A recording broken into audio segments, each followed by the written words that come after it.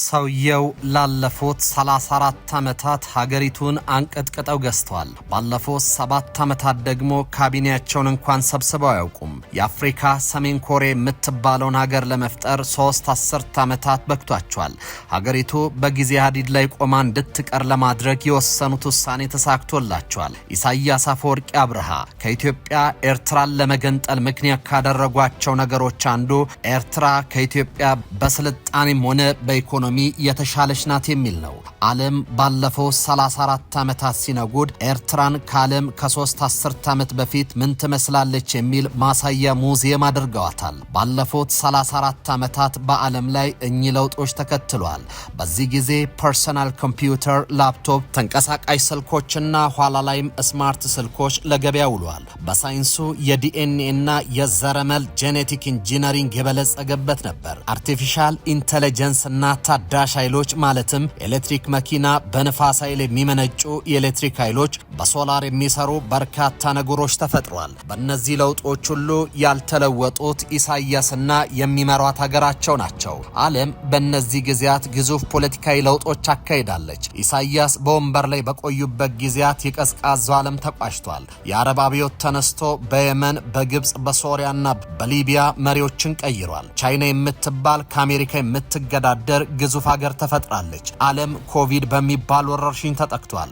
ኢኮኖሚ ወድቆ ተነስቷል። አፍጋኒስታን የኢራቅ ጦርነት ተከፍቶ ተዘግቷል። የእድሜያቸውቻቸው የቀድሞ ጠቅላይ ሚኒስትር በሞት መንግስቱ ኃይለማርያም ከፖለቲካ ተሰናብተዋል።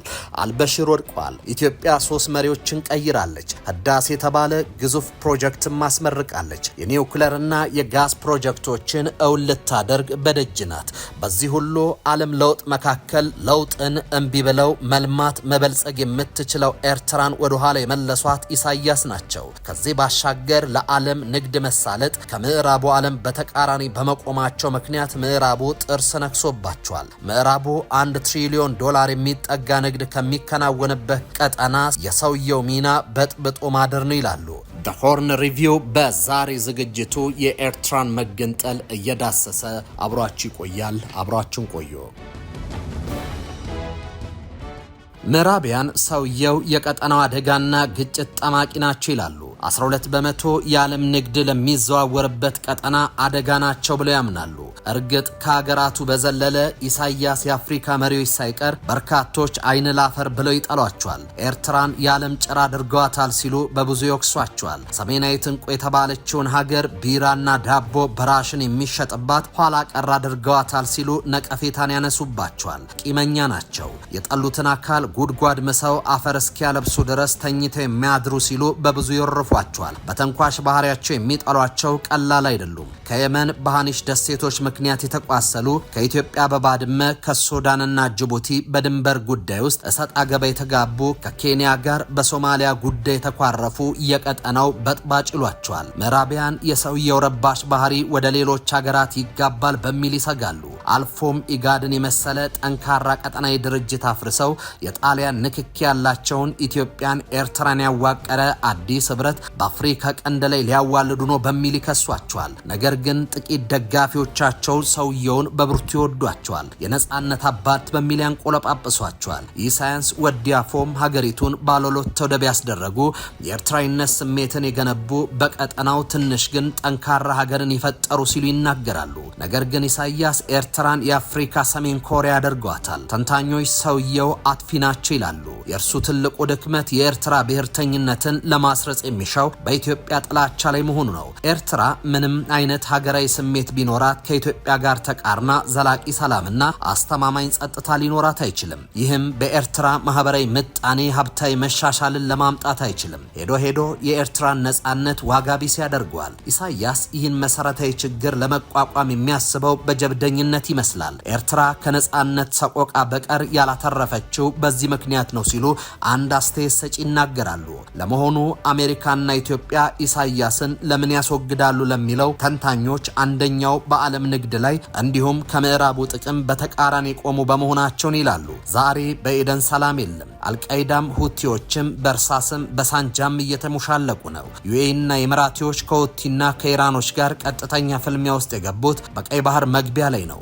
የአልሸባብ የአልቃይዳና የአይሸብሩ አደር ቡድኖች የሶስትዮሽ ህልውና የተጻፈው እዚህ ቀጠና ላይ ነው። ከኤደን ባህረ ሰላጤ በባብል መንደቦች መጣቋርጦ የስዊዝ ቦይን ተሻግሮ ሜዲትራኒያ ድረስ የሚዘልቀው ቀጠና ቱፋቱም ትሩፋቱም ምንዳንም እዳንም ማሰላስሎ የያዘ የምድራችን የመልካ ፖለቲካ የታክቲክ የመጫወቻ ሜዳ ነው። በዚህ ቀጠና ዩናይትድ ስቴትስ ሊሞኒየር የተባለውን ቀድሞ ፈረንሳይ ይዘው የነበረውን ወደብ ተቆጣጥራለች። ቻይና ከሀገሯ ውጪ ለመጀመሪያ ጊዜ የጦር ሰፈር ጅቡቲ ላይ አላት። የጅቡቲ የቀድሞ ቀኝ ገዢ ፈረንሳይ አሁንም በሀገሪቱ መዳፋ ሰፊ ነው። ሚጢጥዮ ሀገር ላይ 8 ሀገራት ሰፍረዋል። ሶማሌላንድ ላይ ኤምሬቶችና አሜሪካኖች አሉ።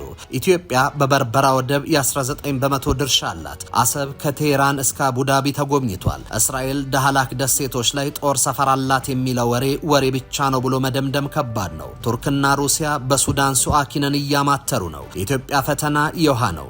ችግሮቿ ከውሃ ምንጮች ይቀዳሉ።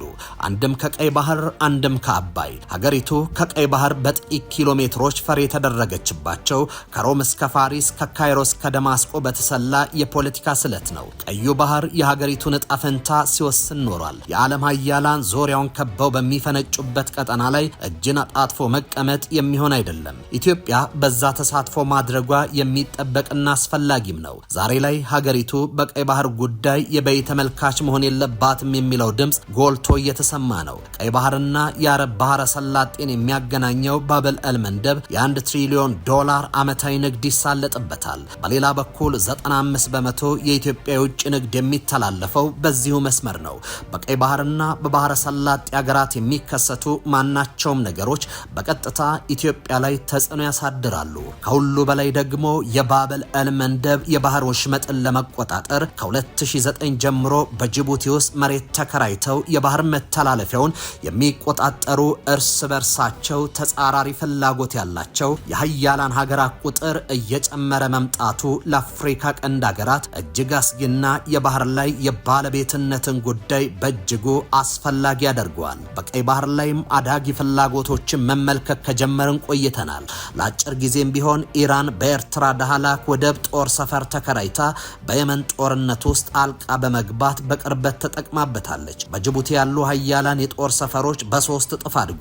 ፈረንሳይና አሜሪካ ብቻ ከነበሩበት አሁን ላይ ግን ቻይና፣ ጃፓን፣ የአውሮፓ ህብረትና ጣሊያንን ጨምሮ ከ6 በላይ ሀያላን ሀገራት ወታደራዊ ማረፊያ ያላቸው። ሳውዲ አረቢያ በጅቡቲ የጦር ሰፈር እየገነባች ነው። ግብጽ በጎረቤት ሱዳን፣ ጅቡቲ፣ ኬንያና ዩጋንዳ በቀይ ባህር ድንበር ላይ የጦር ኃይል አላት። ቱርክና ኳታር የሱዳንን ጥንታዊ የሱአኪን ደሴት ወደብ ለማልማት 4 ቢሊዮን ዶላር በጋራ ኢንቨስት አድርገዋል። በሶማሊያ ማህበራዊና ሰብአዊ እርዳታዎችን በመገንባት ቱርክና ኳታር የማይናቅ የጂኦፖለቲካ ሚና አሳይቷል። በሰሜን ምስራቅ ሞቃዲሾ የሚገኘው የሆቢዮ ወደብ ግንባታ እንደዚሁም ተያያዥ ኢኮኖሚያዊ ትብብር እንዲሁም ወታደራዊ ድጋፍ እያደረጉ ነው። የተባበሩት አረብ ኤሚሬቶች ንብረት የሆነው ዲፒ ወርልድና እህት ኩባንያዎች በሶማሌላንድ የበርበራ ወደብ ድርሻቸው ልቋል። አቡዳቢ በፑንትላንድ ቦሳሳ ወደብ እየገነባች ነው። የአውሮፓ ህብረት ምዕራባዊ ህንድ ውቅያኖስ የባህር ውስጥ ደህንነት ቁጥጥር ማስፋትና ለአፍሪካ ቀንድና ለቀይ ባህር የሰጠውን ክፍል በ2018 ባህር ደህንነትን በማካተት ስትራቴጂያዊ የድርጊት መርሃ ግብሩን አዘምኗል። ኢትዮጵያ ዓለም በሚኮራበት ቀጠና ላይ እንዴት ባለ መልኩ ጥቅሟን አስልታ ትንቀሳቀስ በሚለው ጉዳይ ላይ የሀገሪቱ የፖለቲካ ኃይሎች የጋራ ታታይ ሊሆን የሚገባው ጉዳይ ነው። ከትናንት እስከ ዛሬ የባህር በር ይገባኛል ጥያቄዋ የፍትህና የርትዕ ነው። እናም የፖለቲካ ተንታኞች ይህን ይላሉ። በቀጣይ የባህር በር ጥያቄዋ ምላሽ ለመስጠት ሀገሪቱ መቼቱ ላይ በአግባቡ በመስራት ወደ ትግበራ መግባት ትችላለች። ከዚህ ባሻገር ይላሉ ተንታኞች ምዕራቡ የጠላቸውንና ለቀጠናው ሰላም አደጋ የሆኑትን ኢሳያስ አፈወርቂን ለማስወገድ ከምዕራባውያኑ ጋር በጋራ ልትሰራ ይገባል።